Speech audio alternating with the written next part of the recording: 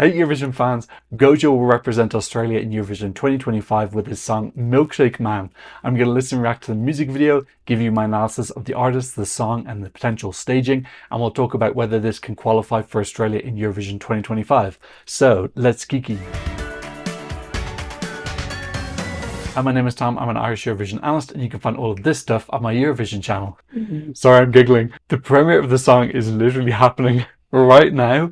I want to wait for the song to finish so I can watch it properly. The artist this year is going to be Gojo. This is an internal selection from SBS. I did a little bit of digging about him this morning because there were a lot of rumors going around that it would be him. He doesn't have a Wikipedia page right now. He's going to, because if you want to have a Wikipedia page, go to Eurovision and the Wiki Eurofans will make one for you. Tried to piece together some information about him. Apparently he's from Manjimup, which is in rural Western Australia. He's 35 years old. He's got over 350,000 followers on Instagram, which is crazy. And his YouTube channel has almost 450,000 subscribers. So he's really established. I'm getting the impression that he's someone who built himself on social media, maybe a TikTok star or something like that, and has been pretty successful. He started to do tours. He's got pictures up on his Instagram of him doing performances to quite large theaters being sold out. His personality seems to be super easygoing, feel good. I think the main thing, if you watch his social media content, is feel good, feel good, feel good. He's got that really cool, chill Aussie surfer feel, very laid back, go with the flow. He wears some like crop tops. He's got a really kind of like fun, funky style. Musically, I only watched a couple of songs, but giving you like a real nice, easygoing singer-songwriter vibe. Having said that, the song is going to be called Milkshake Man, so I think maybe it's something a little bit different. But yeah, overall, he gives me the impression that he's someone who really knows how to work social media. Very likable, very outgoing, knows how to work the social media scene, which is huge for a televote. I think that's going to be really big to his advantage to be able to mobilize so many people around the world. Please vote for me. He's got this beautiful video where he's in Germany, I think, and he sees a busker that's singing one of his songs and they end up doing a duet together. It's really sweet. This is someone who I think knows how to go viral, and that could really help him. Okay, I'm going to be reacting to the music video, which is on his channel right now. I'm very excited about this. Milkshake Man is such a great title. To be honest, it reminds me of Milkshake from Khalees, which is a song from, I think, 2008 or 2009. I'll play as much of the original audio and visuals as I'm allowed. Have to admit, usually with the Aussie songs, the copyright is pretty heavy, so I'll put the original up onto my Patreon. Also, please help the channel reach 20,000 subscribers. Subscribe below. It's free. It really helps me out. Thank you very much. Let's go to Gojo. I'm so excited about this. Oh my god, I think it's going to be so fun and naughty. Gojo, wanna know my secret bang? Ah! We've got a ice cream truck. Oh yes, bitch. Oh, it's very different from what I heard on Instagram. Oh, it's more like electronic and disco. Oh, stop. Oh, that's such a hook already. And the lyrics are funny. They're cute and quirky. Oh, these visuals are so sumptuous. He's got a real sexuality to him as well. The band is rocking, don't come knocking. Oh, this is gonna be so... People are really gonna like this, it's so fun. Oh wow. And there's some darkness here in the visuals as well, these kind of like freaky clowns. Okay, it's very exciting, it's very elevating. I feel my heart rate going up. It's a super vibe. There was a hook earlier on. I'm trying to pick out a super strong melody. Lyrics are so fun. Yes, this is the bit I like. Oh yes, Australia. Oh, you're serving vanilla ice cream with canned sauce. Oh yes. It's funky. It's kind of cool and sultry as well. Oh, I think this is going to really do well with the televote. Oh wait, this is qualifying already. I'm sorry to spoil later on. And the visuals are going to be so fun. Oh my goodness. This is Australia coming back with a bow. Oh, stop. Do you have milk for me? This is very naughty. It's giving Kant a run for its money.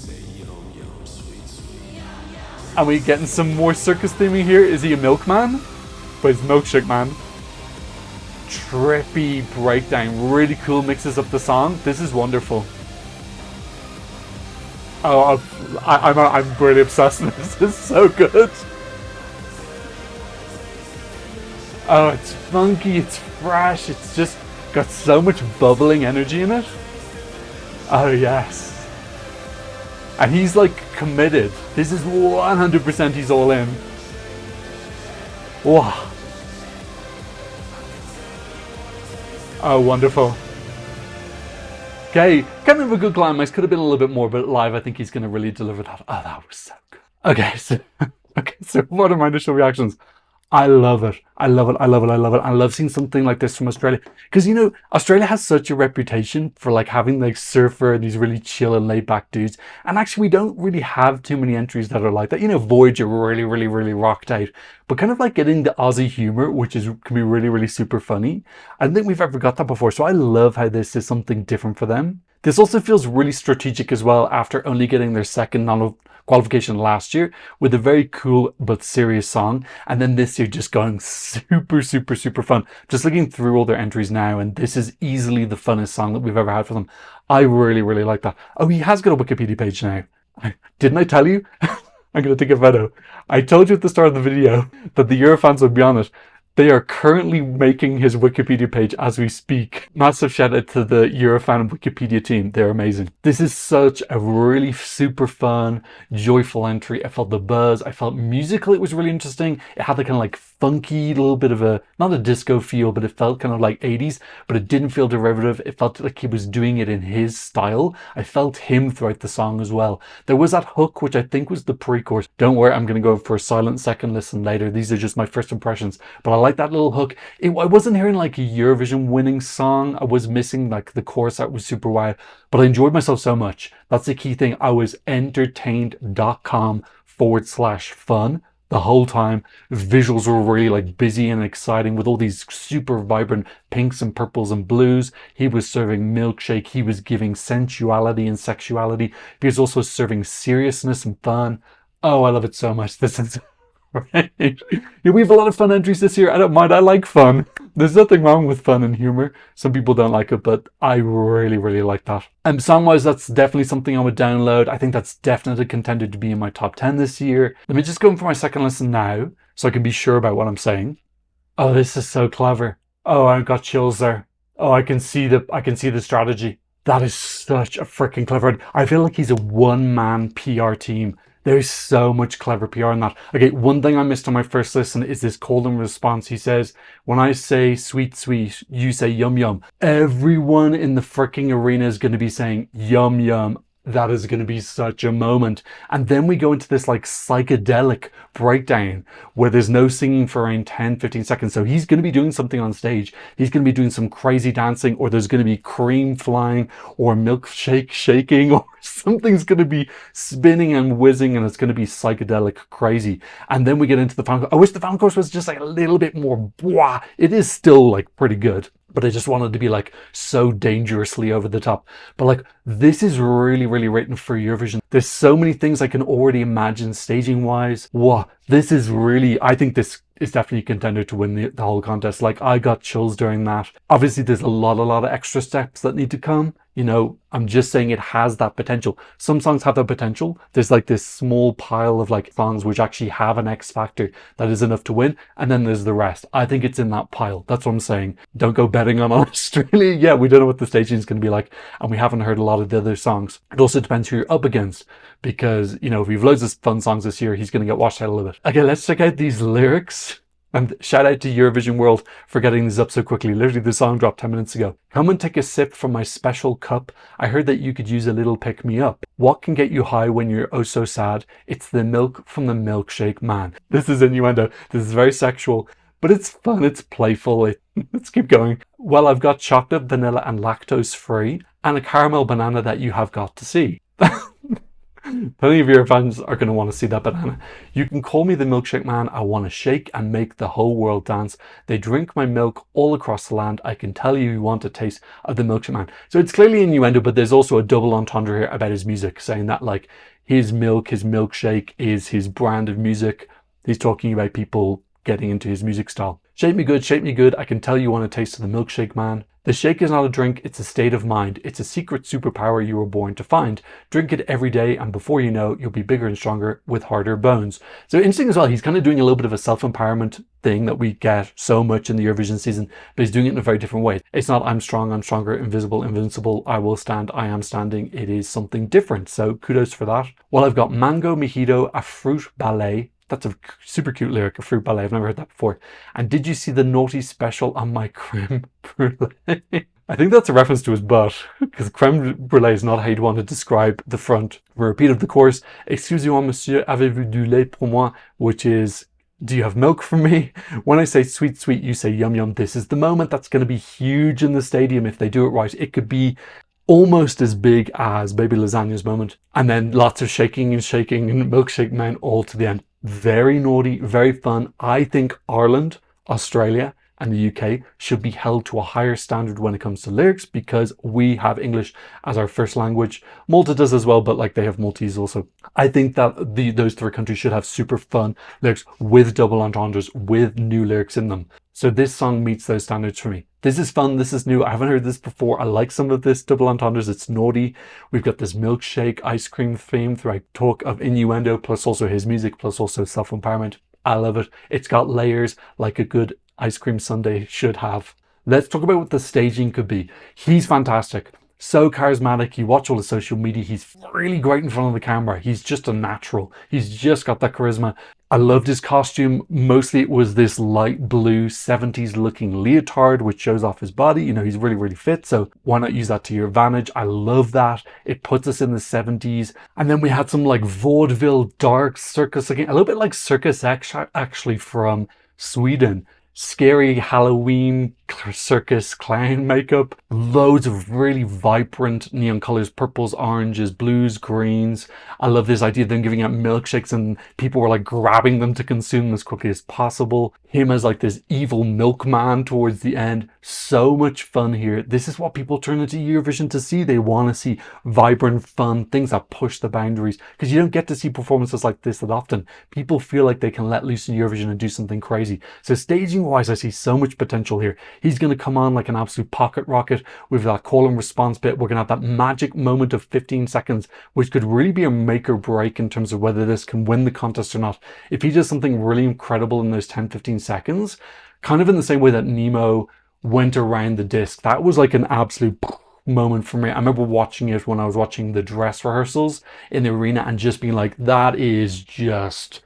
this person's winning. Like, I have a lot of faith that he can deliver something super wide because when you look at his social media, he knows what he's doing. He knows what works and what doesn't, what people respond to. He's got this training in all these different platforms. So in any case, let's talk about whether this can qualify or not. This is qualifying, like, come on. Let me just look at their semis just to be sure. But this has got televote appeal written all over it. Like, we'll worry about the jury later. That's a different milkshake. Australia are in the first half of the second semi-final. So obviously winning the first half, one of the really important things is to be remembered.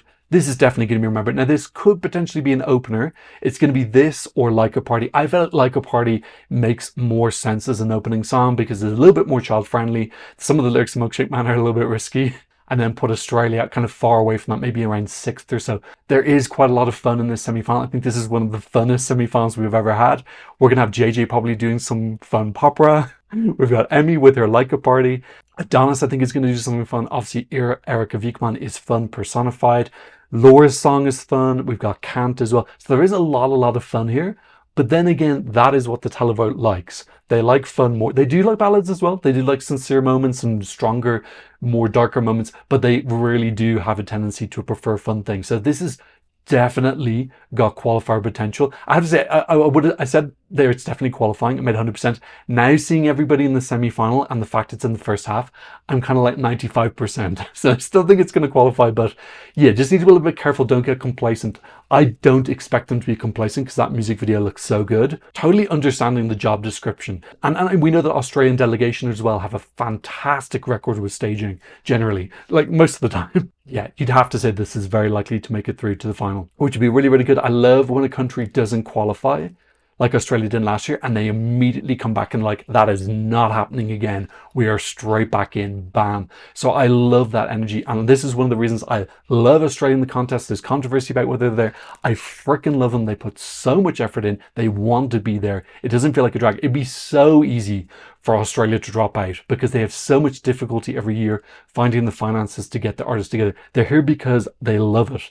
They're super passionate. They put way more effort in than loads of other countries. So it annoys me when people are like, oh, it's not in Europe. Who gives an F? They're fantastic. They make the show better. Why do you suddenly care so much about geography? Australia are fantastic in the contest. They had so much. They put so much effort in. Fantastic record coming. 5 top 10 finishes, despite the fact they don't really get much televote help. Let's be real. In the finals, semi-finals is okay. As soon as they get to the final and you have more casuals, I feel like the televote support goes down. Okay, so how could this do when it makes the Eurovision final? I'm getting ahead of myself. How could this do if it makes the Eurovision final? Televote was is going to be actually pretty interesting because there is this theory put forward by me and a lot of people in the community. I didn't just make this up on my own, that Australia don't do particularly well in the televote in the final. Now, they did come third with Dami in 2016, but that is what cost them the victory. If they'd gotten a better televote, they would have won. So generally, Australia don't do particularly well in the televote. Their jury score is higher. But we have other countries like that as well. Sweden also generally have a higher jury score. Norway have a higher televote score. So countries do often have these trends. So it's difficult to tell, is there an actual problem that people don't want to vote for them, or is it within the realms of normal probability? A little bit hard to say. This is actually going to be a really good litmus test because this is a song that we know will be top 10 in the televote. So if it doesn't get top 10 in the televote, I think it's pretty safe to say that Australia have a tough time with the televote. All things normal, this is top 5 in the televote. Definitely a contender to win. It's all about the show. We've got a lot of televote contenders already. We've got Estonia, Espresso Macchiato. We've got Erika Wikman, Coma. Theoretically, we have Kant. I don't think Kant's going to win the televote, but you know, we have other fun songs that are competing there and are going to all be wrestling for this televote points. Plus, we've got more songs to come also. And who knows? Sweden might choose Kai. If Sweden chooses Kai, this is officially the funnest Eurovision we've ever had. The televote is going to be a super interesting thought experiment for me. How do Australia do? But this should be top 10. If they convert the fun and vivacity of that music video onto the stage, I just cannot see this not being top 10 in the televote. Now, how does it do with the jury? That might come down to how classy it looks. You know, if the costumes look really good, if it's this really well to get put together production, like Chanel had, where you just looked at, you said, this is super professional. The costumes look good. His vocals need to be clean. I think he's a pretty strong singer. You know, again, on all the social media, he's singing. It sounds pretty good. Maybe he'll try and hit a big jury note at the end there. There'll be hopefully a little bit of strategy from the Aussie team. This isn't that pile that is a contender to win for me because it's just got that X factor. It's got something fun and viral in it. It's got something that can go huge. You compare that to something like Ireland, who's entered I Love this year. I Love Like a Party, but that's just not winning. It just doesn't have that X factor that means it can rise to the top. This does have that. It has a special something. I did get chills when I was watching the music video the second time when it came to the part about when I say sweet, sweet, you say yum, yum. I was already envisioning it in my head. Oh, this is a moment in the stage that's really just everybody's going to remember. And then going from that into whatever that 10 seconds of magic is, and then the final big chorus, that is just a big climax that's going to stick in people's memories. Absolutely get embedded. Plus, Australia get to be seen twice in the semi-finals and the finals, so there's extra time for this to gain virality as opposed to if it was an automatic qualifier. So this is, for me, is in the pile of countries that can win right now, with Finland and then Sweden if they send ones, and then Australia as well. Those are the three that at this point in time I can see it's actually possible. I'm putting an asterisk beside that. It's early in the season. We still got tons of songs to come. This is just based on how things are right now. But yeah, jury-wise, you know, the jury are pretty spineless. If they see that this is getting popularity and it's viral, they won't want to mark it down because then they'll look out of touch with the contemporary music scene because this is a song that's doing well and they're voting it down and they're meant to be music experts. So the two things don't really marry. You know, I think Karia's jury score would have been way, way, way lower if he didn't have so much hype.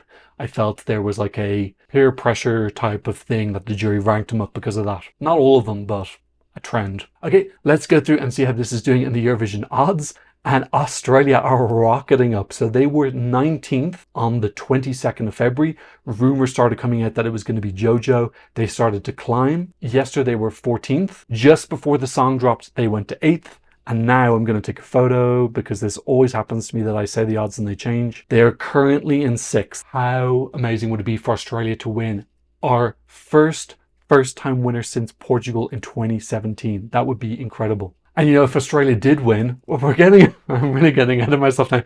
Australia probably aren't winning. But if they did, who would host? Would it be the UK again? Or would Germany step in? Like, UK makes the most sense. But then maybe Cyprus as well. Australia and Cyprus have this relationship. It would be amazing for Cyprus to host for the first time.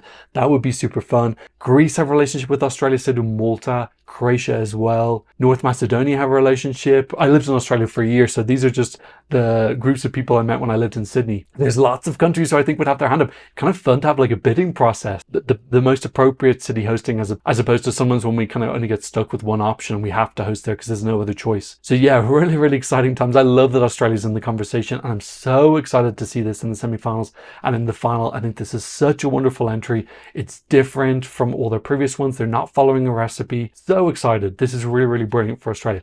Let's have a quick check on the Eurovision scoreboard. Oh, I was ranking the songs in PZ. I didn't finish. Let's see what this is. I don't know if it's been up long enough. Okay, so it's entering in 10th. I'm trying to think of Australia ever been higher than that? Because I remember Kate Miller-Heidke wasn't super popular when she came in. 10th is pretty good. I'll put an updated one here because it's literally been like 10 minutes. There's only 5,000 people voting. I'll put an updated scoreboard here, but at this point in time, it's 10th. Yeah, I'm very happy. I think this is a great addition to Eurovision 2025. What did you think about Gojo singing Milkshake Man? Leave me a comment in the comment section down below. Thank you to everybody who's been supporting me on Buy Me Coffee and PayPal. If you want to support the channel, I'll leave a QR code for you here and also a link in the description. Please help the channel in its quest to reach 20,000 subscribers. Subscribe, it's free. Thank you very much. And of course, finally, thank you so much to my patrons for patronizing me from all around the world. On my Patreon, you can get early releases, original audio, original videos. You give me the credits. You can support the channel. But of course, thank you so much just for being here. And I've seen another Eurovision analysis video very, very, very, very soon. Goodbye.